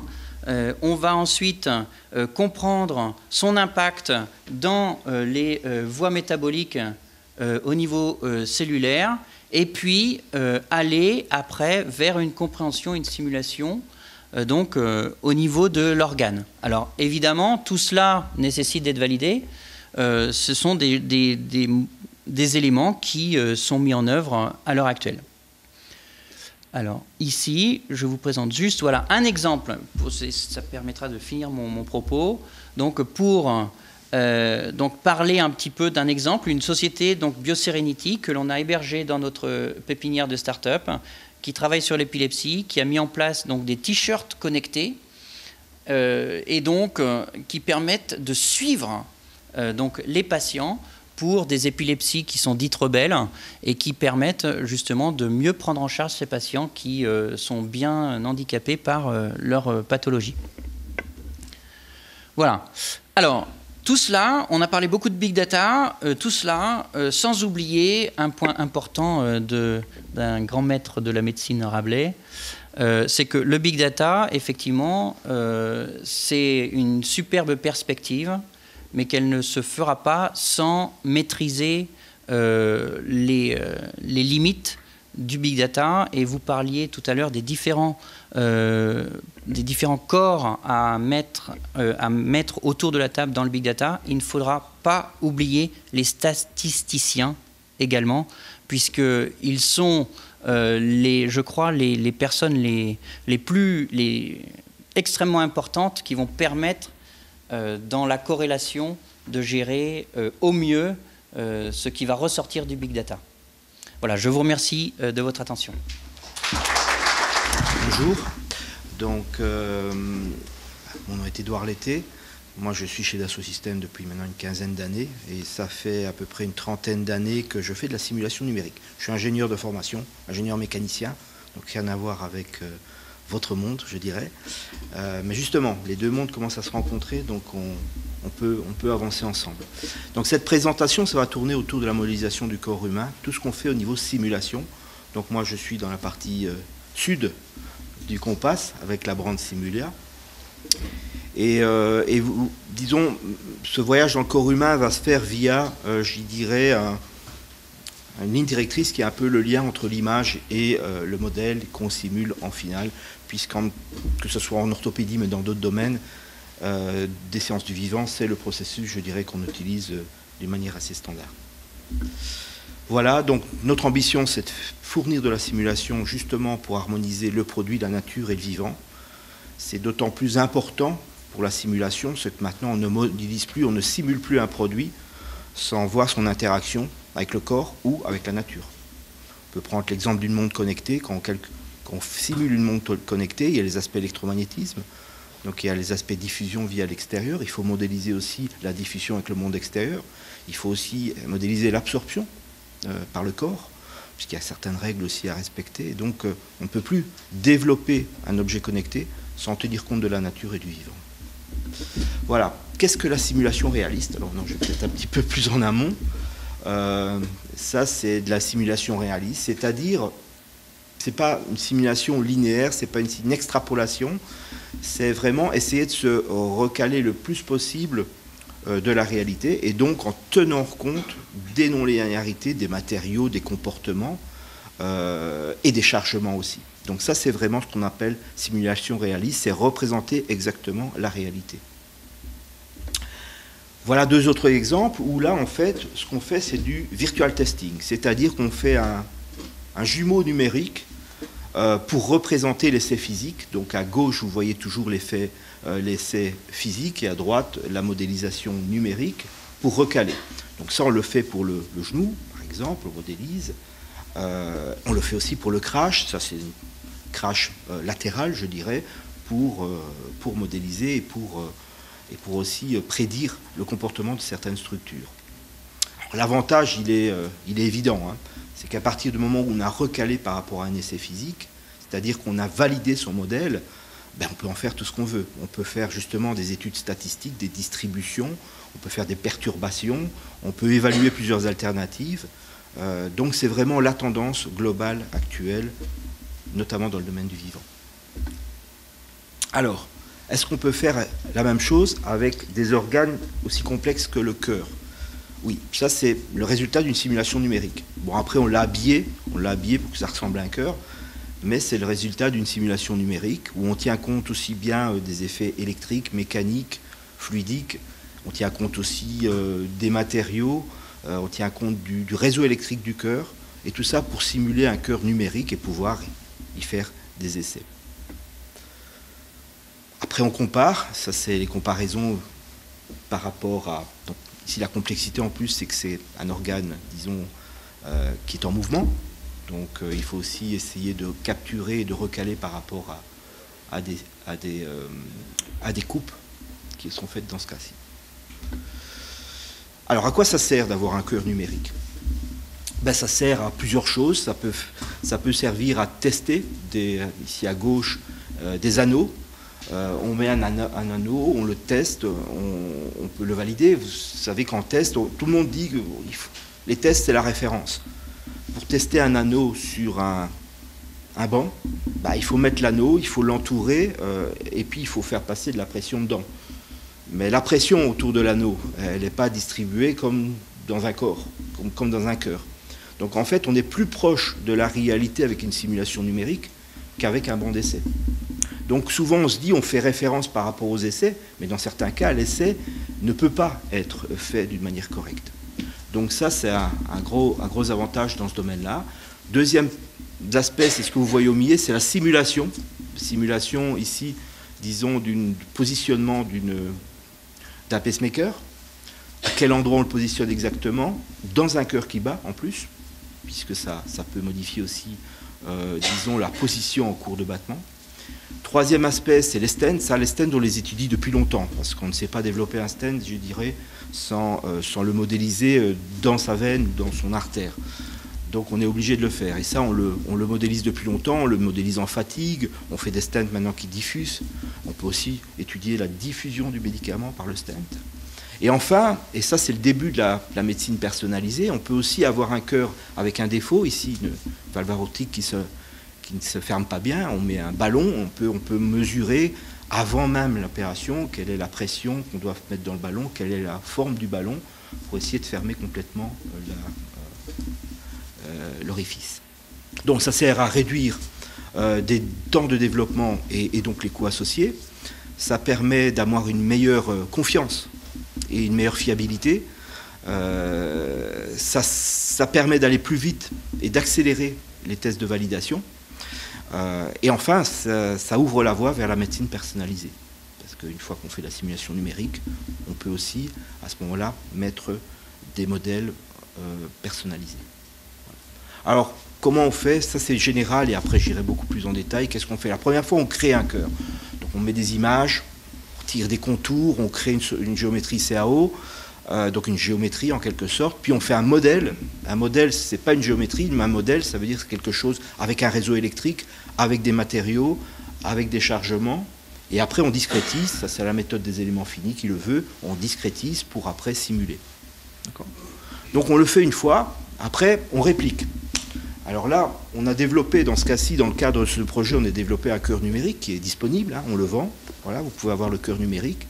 Vous pouvez l'utiliser pour tester vous-même vos équipements, pour tester éventuellement des maladies, hein, désactiver toute une partie du cœur, pour simuler par exemple une crise cardiaque.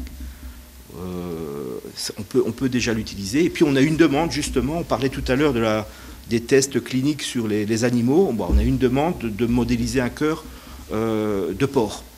Et donc là, c'est beaucoup plus rapide, puisque à partir du moment où on a commencé à avoir ces différents éléments ensemble, c'est beaucoup plus facile de redévelopper un autre cœur. Donc c'est le début de la personnalisation, en quelque sorte, puisqu'au début, on avait un cœur humain sain. On nous demande un cœur de porc, bon, on le développe beaucoup plus rapidement, puisqu'on a déjà un peu tout le processus qui est développé. Et on va même jusque, maintenant, on fait des workshops, c'est-à-dire que les personnes arrivent début d'après-midi, on leur donne les images, et à la fin de la journée, elles partent avec un cœur qui bat. Un cœur numérique qui bat. Donc c'est-à-dire qu'en une demi-journée, en quelque sorte, on peut personnaliser un cœur en fonction de données que l'on donne au début. Ça, c'est des workshops que l'on fait sur base de notre cœur. C'est pour vous dire que le processus aussi, hein, le processus qui est convergent et qui s'accélère. Bien entendu, l'objectif, c'est à un moment d'arriver à une réponse qui se fasse en quelques heures ou en quelques minutes sur base d'un modèle surrogé, c'est-à-dire d'un plan d'expérience sur lequel on irait chercher des réponses. On n'y est pas encore, mais vous voyez qu'on va très vite quand même. Un deuxième aspect, ça c'est l'aspect intégration de processus, pour le rendre beaucoup plus rapide. Puis un deuxième aspect, c'est l'accessibilité, parce que ça, il faut quand même encore avoir des notions, il faut savoir des notions de mécanique, il faut quand même avoir un certain background en quelque sorte. Et l'objectif, et ça c'est la plateforme qui va répondre à cet objectif, c'est de le mettre dans la plateforme pour intégrer dans des processus et le rendre beaucoup plus accessible. Et la plateforme étant sur le cloud, le rendre encore plus disponible partout dans le monde sans avoir les capacités machines pour faire tourner ce genre d'analyse. Voilà, ça, je vous donne un peu, je vous ai expliqué un peu le processus, et ce processus, ben, il se fait aussi dans le domaine orthopédique. Hein. Dans ce cas-ci, c'est une application verticale qu'on a développée, hein, qui est Abacus Knee Simulator. Donc c'est la simulation d'un plan où là on fait un scan, on en retire des sections, on crée un os, enfin dans ce cas-ci. Et celui-ci peut être intégré à ce moment-là dans le modèle et on peut tester des implants sur base de ce modèle que l'on a intégré dans la structure. Et puis on passe toute une série de tests. Je pense que vous les connaissez beaucoup mieux que moi, je n'oserais pas rentrer trop dans le détail, aussi bien au niveau de la distribution des pressions, au niveau de la... disons du wear, c'est-à-dire de l'usure aussi. On peut tester sur beaucoup de cycles pour voir à partir de quelle manière ça va devenir, ça va suggérer la laxivité aussi, laxité plutôt. On peut tester aussi en mettant tous les ligaments et les tendons. Donc ça, c'est une application verticale qui existe déjà et qui est pour l'instant en fonctionnement déjà dans certaines sociétés. Alors ça, c'est un workflow pour vous montrer un petit peu comment on intègre ce workflow, parce qu'on a des composants, il faut les mettre ensemble pour faire un workflow, et ce workflow, après, ben, on le fait tourner, on peut faire des études statistiques, on peut faire des if-oui, on change quelque chose, quel est le résultat, donc il faut quelque part intégrer pour l'automatiser. Et ça, c'est par exemple autour d'un workflow au niveau de la marche de quelqu'un, puisque j'ai essayé de trouver quelque chose qui se rapproche un petit peu, où là, on prend des capteurs, on les met sur une personne, et donc on fait de la capture du positionnement. Deuxième étape, ben, on a son modèle qu'on personnalise en quelque sorte, on le met à échelle, on met les os du vrai patient par exemple. Troisième étape, on fait de la cinématique. Cinématique, c'est-à-dire qu'on fait simplement, on représente le mouvement d'une manière en déplacement et en rotation. Et après, on fait ce qu'on appelle en ingénierie, enfin chez les ingénieurs, du reverse engineering, c'est-à-dire que quand on connaît un mouvement, ben, on essaye de voir quelles sont les activations que l'on doit faire pour arriver à ce mouvement. Donc c'est du recalage, c'est de l'optimisation, c'est du fitage en quelque sorte. Et donc on fait de la dynamique inverse, et après on optimise les tensions dans les muscles pour représenter ce mouvement.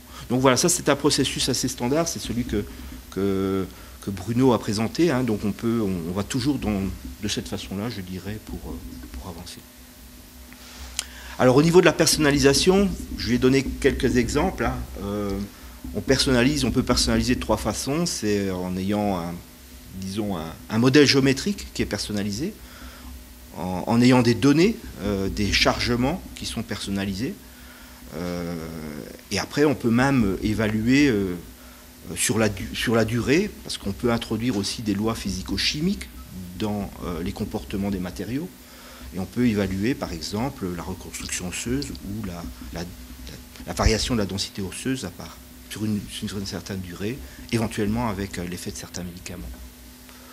Donc ça, c'est les 3 étapes. Ici, comme ça, vous l'avez déjà vu plusieurs fois, on scanne, on fait des simulations, et puis on peut simuler la position de l'implant. Donc ça, c'est le début de la personnalisation, en quelque sorte, sur quelque chose qui a été scanné.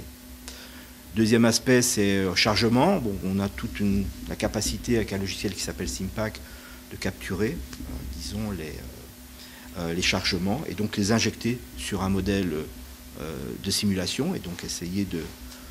Ça, ce sont des chargements personnalisés, hein, parce que je dirais que l'activité de certaines personnes est différente. On peut avoir une haute activité ou une basse activité et cela peut influencer aussi sur ce qu'on va développer.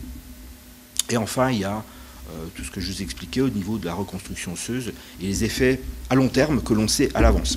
Si on met une prothèse trop rigide ou trop flexible, l'effet sera peut-être différent après 10 ou 20 ans.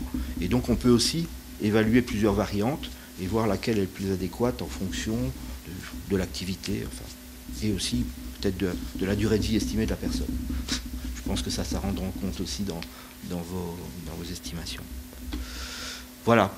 Donc, après, ça c'est l'étape ultérieure, c'est qu'une fois que vous avez fait votre prothèse personnalisée, maintenant on commence à développer beaucoup d'outils aussi pour l'impression 3D, c'est-à-dire une impression qui peut être localisée très proche aussi de vous, pas forcément dans une usine ou ailleurs.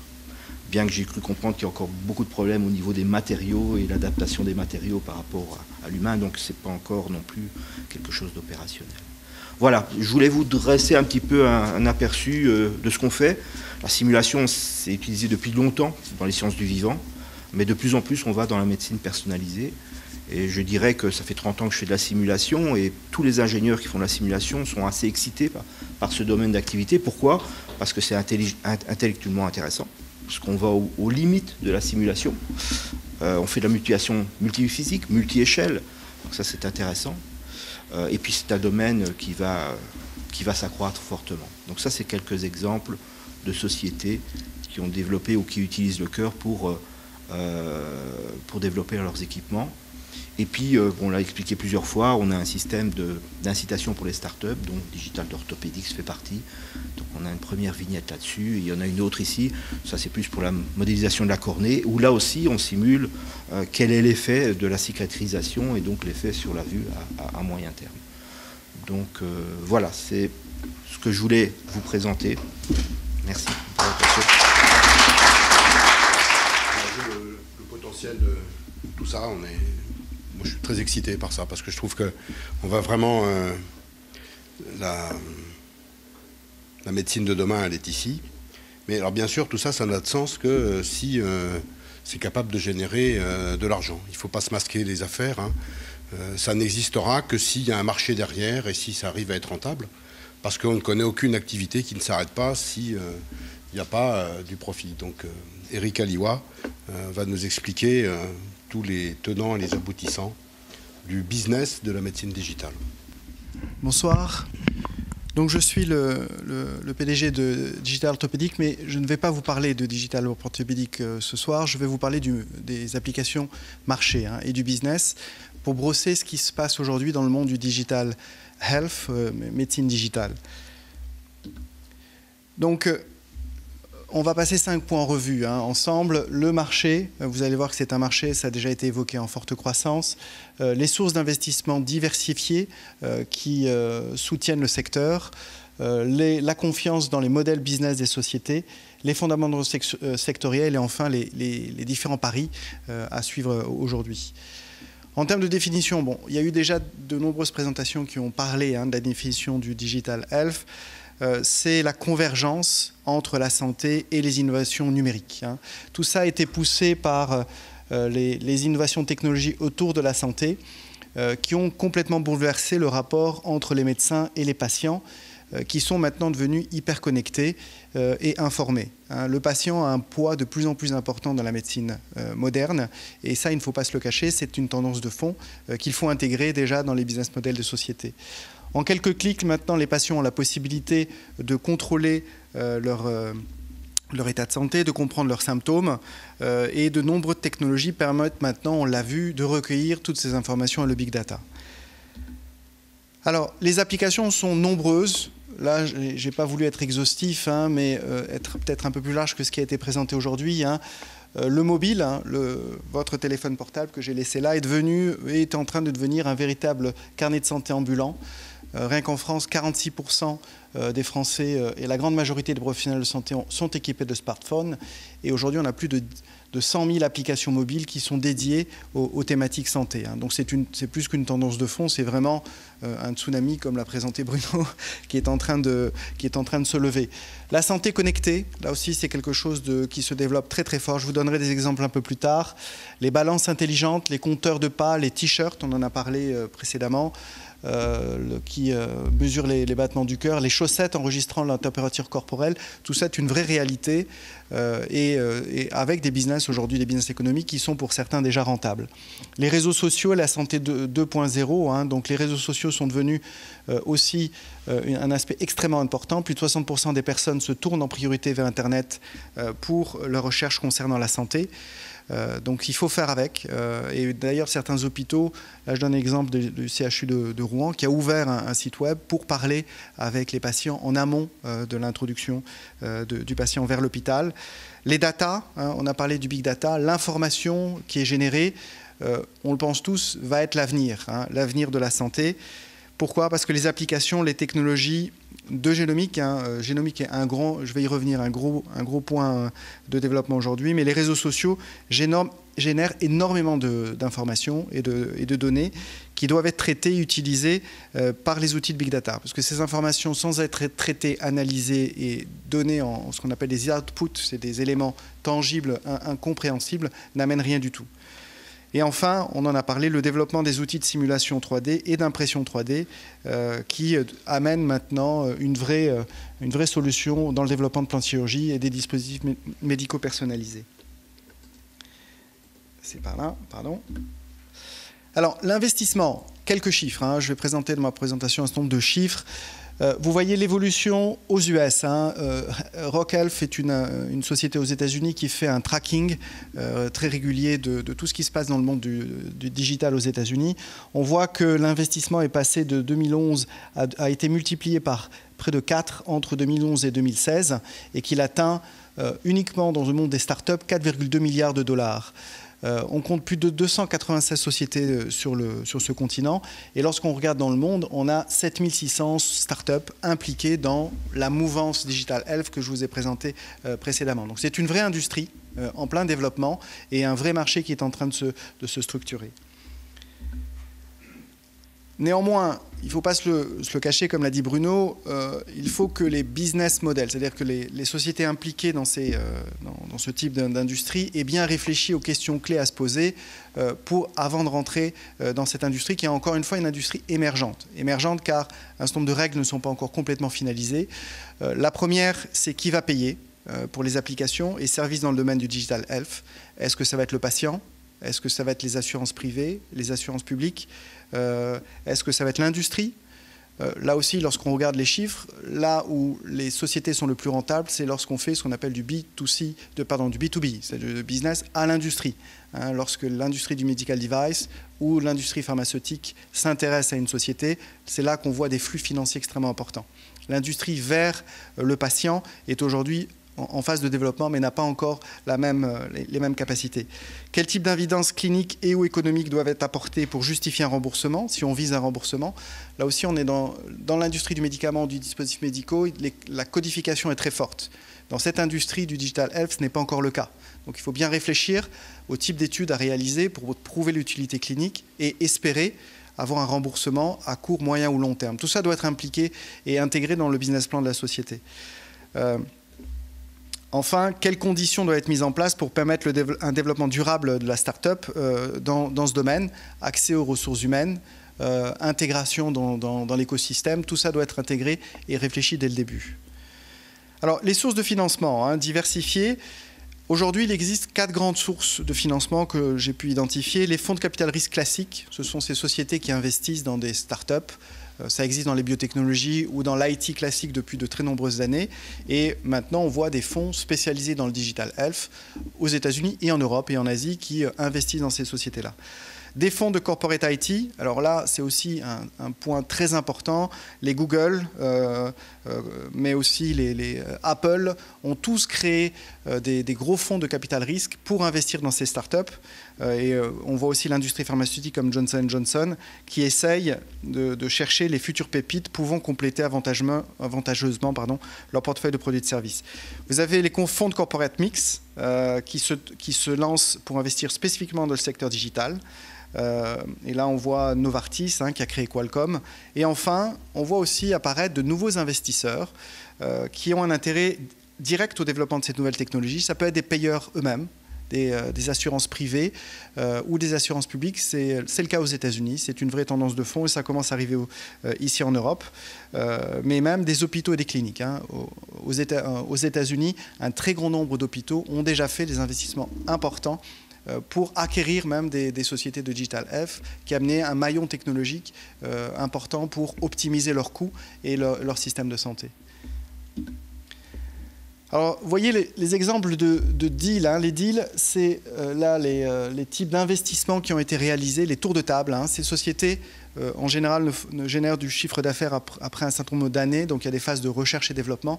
Et vous voyez ici le type de tour de table qui a été fait aux États-Unis. En 2016, on parle de 220 millions de dollars pour cette société Human Longevity, qui est dans le domaine de la génomique. Son idée, c'est d'avoir un open search, c'est comme un système de web pour identifier du séquençage à haut débit sur un millier de génomes de patients. Flatiron aussi, qui est dans le domaine de l'oncologie, qui a levé 175 millions de dollars. Mais vous avez aussi dans le domaine plus classique, comme Health Catalyst ou Healthline, des investissements qui sont entre 95 et 70 millions de dollars. Donc ce n'est pas des petites sommes et on peut, avec ce genre d'investissement, commencer à développer des sociétés de taille vraiment de niveau international. Il y a eu 451 investisseurs qui ont été réalisés dans le domaine de la santé digitale en 2016 aux US et un très grand nombre de nouvelles sociétés qui ont été créées. Donc le dynamisme est très fort dans cette industrie. La confiance en hausse dans les modèles business des sociétés. Comme je vous l'ai dit encore une fois, pour qu'un investisseur investisse, il faut qu'il croie dans le potentiel de la société. Ce potentiel, ça peut être du chiffre d'affaires, mais ça peut être aussi être racheté par d'autres groupes, des groupes industriels ou, comme je l'ai dit, des clients potentiels. Ça peut être des hôpitaux ou des payeurs privés ou publics. Alors, les grands points importants, qui de mon sens paraissent très importants, c'est que les grands acteurs du dispositif médical font évoluer leur business model pour y intégrer des solutions digitales. Et ça, quand ces grosses industries qui ont énormément d'argent commencent à rentrer et font des acquisitions, c'est un signe très positif parce que ce sont des fameuses exits pour les investisseurs qui commencent à apparaître.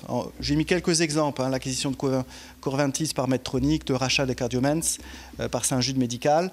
Vous avez aussi l'arrivée de nouveaux entrants aux ambitions importantes dans le domaine de la santé mobile, donc utilisant le téléphone portable, qui sont autant d'acheteurs en puissance de start-up et PME innovantes. Google, Apple et Samsung sont tous rentrés avec des investissements colossaux. Sami, c'est Samsung, HealthKit, c'est Google, pas Google, c'est Apple, pardon, et qui ont lancé des plateformes situées à la frontière du fitness et de la santé pour analyser toutes ces informations venant des objets connectés. Donc il y a l'objet connecté qui donne de l'information, eux se positionnent en interface pour analyser, essayer d'en tirer des outputs intelligents. L'autre point important, c'est les introductions en bourse. Là aussi, une autre façon de sortir d'un investissement pour un investisseur, c'est de rentrer dans le marché boursier. Et il y a eu des IPO très importantes, là aussi, qui sont passées aux États-Unis, mais c'est vrai aussi en Europe. Je parle de Materialize, par exemple, qui est active notamment dans le planning et l'exécution de procédures chirurgicales complexes. Mais on a aux États-Unis, chez Public, là aussi des chiffres très importants, encore une fois, pour ce type d'industrie. Les acquisitions. voyez, IBM, pour ne pas le citer, il n'a pas lésiné, hein, 2,6 milliards pour Truven Analytics. Là, on est dans les data science, hein, dont a évoqué Bruno. Mais la liste est longue, hein, je ne vais pas tous vous les passer, mais on a 10 sociétés qui ont été vendues pour plus de 100 millions de dollars l'année dernière. Hein, donc ça montre bien, encore une fois, s'il y a certains investisseurs qui sont parmi nous, le potentiel qu'il existe autour de ce marché-là. Là aussi, des modèles nouveaux se mettent en place. Hein, 22andMe, alors 22andMe, c'est dans le domaine de la génomique. Ce sont des gens qui vont proposer aux patients de séquencer leur ADN, leur génome, et de faire des grandes bases de données, et de faire des liens entre ce qu'on appelle le phénotype et le génotype. Génotype, c'est les liens génétiques, enfin les potentielles mutations génétiques, et les réalités physiologiques de la personne. Cette information-là qu'ils ont constituée représente maintenant une source d'information extrêmement importante pour cette société-là, qui a ouvert des partenariats avec des gens comme Apple. Donc 22andMe a été créé, je crois, il y a une dizaine d'années, et a une valorisation qui se compte maintenant en plusieurs centaines de millions de dollars, ne serait-ce que uniquement en faisant du séquençage et en analysant une grande quantité d'informations génétiques liées à des patients. Vous avez d'autres exemples. Hein. Watson, hein, c'est le fameux système de machine learning d'IBM qui a été mis en place par IBM, qui a aussi investi de façon très très importante. IBM, avec Watson, a l'ambition de pouvoir, à partir d'analyses génétiques de tumeurs, identifier pour les oncologues les médicaments qui seront les plus adaptés aux patients. Donc médecine personnalisée, en analysant au niveau génétique les données provenant de séquenceurs. Et donc ça, c'est des modèles dans lesquels les acteurs qui sont totalement qui étaient totalement opaques à la santé, hein. Bon, IBM avait quelques activités, mais des gens comme Google, etc., commencent à investir de façon très massive. Les fondamentaux sectoriels, là aussi, sont très solides. Pourquoi? Parce que, encore une fois, ces produits, ces services amènent des solutions et d'apporter des réponses à des besoins qui sont réels. Des nouveaux outils de prévention, de diagnostic et d'aide à la chirurgie, la simplification et l'automatisation du suivi de pathologies chroniques, hein, c'est tous les éléments collectés, la responsabilisation et l'accompagnement du patient dans sa prise en charge. Ça aussi, c'est un axe de développement extrêmement important pour plusieurs de ces sociétés. La téléexpertise et les outils collaboratifs pour les professionnels de santé. Et enfin, l'accompagnement du vieillissement, c'est tout l'axe de la télémédecine lié à la perte d'autonomie. Là, je vous ai montré quelques exemples des grands secteurs d'investissement dans le domaine, là aussi, aux États-Unis. L'investissement le plus important reste le domaine de la génomique, hein, 410 millions de dollars en 2016, suivi c'est celui qui attire le plus d'investissement, suivi par le big data et l'analytique, hein, c'est quand même 341 millions de dollars, qui est suivi juste après par les objets connectés. Donc ça vous donne encore une fois un aperçu de ce que l'on parle. Le Digital Medical Device, hein, 268 millions de dollars, donc c'est toute l'analyse des produits connectés avec des dispositifs médicaux et l'interprétation de ces données. Alors, pour finir, quels sont les paris? Les paris à poursuivre.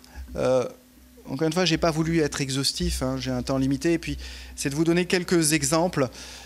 L'analyse des données, clairement, santé et le smart data représentent une opportunité énorme, hein, dans le domaine de la santé, avec les développements d'outils et de solutions analytiques avancées qui permettent d'exploiter et de croiser rapidement, voire en temps réel, des gisements de données existants. Hein.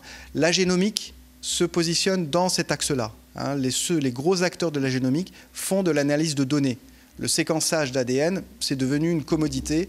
Ce qui est la valeur, c'est l'analyse de l'information issue de cet ADN.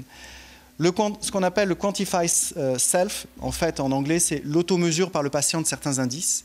Là aussi, grâce, la montre que l'on peut avoir avec le smartphone est un exemple, mais là aussi, ça recèle encore des pistes prometteuses autour du développement de services évolués allant au-delà du tableau de bord.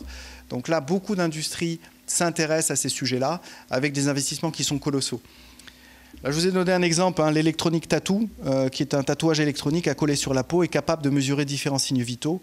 Donc c'est tout simplement une membrane de silicone bardée de capteurs et capable de transmettre sans fil, hein, des données recueillies à son médecin. Donc c'est une vraie réalité, hein, vous pouvez les trouver en allant sur Internet. Enfin, la santé à la demande. ces concepts qui, poussés par la forte demande des patients, est flexible, rapide et flexible aux professionnels de santé.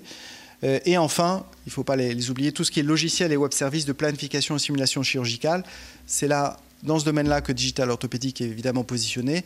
Et nous pensons que ce domaine va aussi, encore une fois, grâce à l'informatisation des professionnels de santé, les enablers, comme on dit en anglais, hein, les catalyseurs sont là. Hein, ça a mis 20-30 ans avant de se mettre en place, mais les catalyseurs sont là pour que cette industrie puisse vraiment se développer, notamment dans le domaine de la santé. Je vous remercie pour votre écoute. Alors, il est temps de conclure, hein, au terme de cette soirée. Donc, conclusion. Vous avez vu que c'est immense, hein, on n'arrive pas à faire le tour. Alors, pour les patients, qu'est-ce que ça va amener tout ça? C'est une grande chance pour les patients, puisque comme on l'a vu, ça va fiabiliser le diagnostic, fiabiliser le traitement, ça va sécuriser les circuits, hein, vous avez vu, ça va diminuer les coûts. Donc en fait, qu'est-ce qu'on peut donner comme exemple, comme conseil aux patients? Eh bien, chercher les gens qui font de l'évidence base médecine et chercher les gens qui s'intéressent à tout ça. Parce que forcément que si vous, votre famille, si moi je suis malade demain matin, ben je serais content que le gars qui s'occupe de moi, il soit au top de la connaissance et qu'il puisse l'avoir récupéré dans une espèce de connaissance universelle que va permettre les big data, le machine learning. Et surtout, j'espère que la personne qui vous soignera, grâce à ça, elle gagnera un peu de temps et qu'elle saura rester humain avec ses malades, parce qu'il ne faudra quand même jamais oublier ça, que la médecine, c'est les personnes malades et on a besoin de compassion. Pour les médecins, alors là, pour les médecins, c'est un grand défi quand même, puisque notre métier va complètement changer. Les systèmes experts, il va falloir que les médecins passent dans les systèmes experts, puisque je pense que c'est déjà le cas aux États-Unis, et à terme, les assurances paieront que si vous avez validé votre diagnostic. Même chose pour les traitements. L'assurance paiera si vous avez validé votre traitement par une simulation. Il va falloir que les médecins s'astreignent aussi à remplir le big data, c'est-à-dire qu'il n'est plus question, comme on le voit encore, d'avoir du dossier papier écrit sans qu'on puisse le lire. Ça, je crois que c'est terminé, même au 19e siècle, c'était un peu juste. Donc, il va vraiment falloir que les gens s'astreignent à récupérer les données, parce que c'est ça qui va enrichir la connaissance et qui va nous permettre à tous d'être mieux soignés demain matin. Ça va aussi, avec les systèmes experts, permettre de diffuser la connaissance. C'est-à-dire qu'actuellement, il y a des pays, moi on était faire avec Thibault des cours en Chine, où ils se demandent comment ils vont diffuser la connaissance. Les systèmes experts, la diffusion à distance, va permettre de diffuser la connaissance à des gens qui n'ont pas forcément notre formation. Ça veut dire qu'on va redéfinir les métiers. Que le chirurgien bac plus 12 ou bac plus 15, c'est pas évident que ça soit très, très intéressant qu'il fasse 500 opérations par an et qu'il en fasse que 5 différentes. Peut-être qu'il y en a un certain nombre qu'on va donner à des gens comme sont les sages-femmes, les infirmières anesthésistes, les manipulateurs radio, et que les gens vont se consacrer au diagnostic. Enfin, vous voyez, ça va, je crois, complètement changer les médecins. Donc, pour les médecins, c'est un grand défi. Et puis, pour le business, c'est des opportunités. Hein, on vient de vous les expliquer. Je ne vais pas revenir dessus. Alors, pour terminer, je citerai Jean Tirole. Hein, vous savez, c'est ce prix Nobel d'économie en 2014 qu'il a eu seul, hein, ce qui est un signe de reconnaissance par ses pairs, qui dit dans son livre, hein, page 537, c'est une opportunité, je vous laisse lire tout ce qui est en jaune, hein, meilleur qu'à ce... Voilà. Donc ça, c'est dit par Jean Tirole. C'est pas du tout des inventions, des élucubrations de gens. C'est vraiment des économistes qui disent ça. Hein, et qui disent que le métier de médecin, vous voyez, changera demain avec des magnifiques opportunités, mais aussi des problèmes majeurs, des problèmes moraux, des problèmes d'organisation. Il ne faudra pas oublier tout ça. Alors, en résumé, on va revenir à ma vague de tout à l'heure. Hein. Vous voyez qu'il y a une vague énorme. Hein, ça, c'est une vague au Portugal, avec sur un promontoire l'IM2S, mais il est protégé, il ne sera pas englouti par la vague. Par contre, moi, je suis sûr que cette vague est immense, mais que ça, c'est Monaco. Et que Monaco va savoir surfer sur la vague, et que je pense qu'on a l'opportunité, dans cette petite principauté, d'avoir plus de chances de saisir tout ce qui va arriver qu'ailleurs. Donc, je vais demander à Madame Caron de conclure. En tant que médecin, vous le voyez évoluer, vous l'amenez à évoluer. Et je trouve que c'est une richesse magnifique d'avoir pu partager ça avec l'ensemble de vos partenaires. Je remercie également le professeur Rampal, sans lequel le soutien, qui est toujours à nos côtés dès les premiers jours en principauté, et qui permet effectivement de faire vivre ces projets dans une toute petite principauté qui a le mérite d'être tellement petite que tous les acteurs peuvent se rencontrer très vite et peuvent faire des choses magnifiques. Donc je crois qu'aujourd'hui, ce projet est effectivement une aventure merveilleuse qui va nous tenir en haleine pendant bien des décennies. Et on en est aux prémices et je suis vraiment très heureuse d'avoir participé à cette conférence et d'avoir permis à l'IM2S de montrer ô combien nous avons des talents au sein de notre institut et au sein de la principauté. Merci à tous et je vous invite à prendre une petite collation pour clôturer le cocktail. Merci.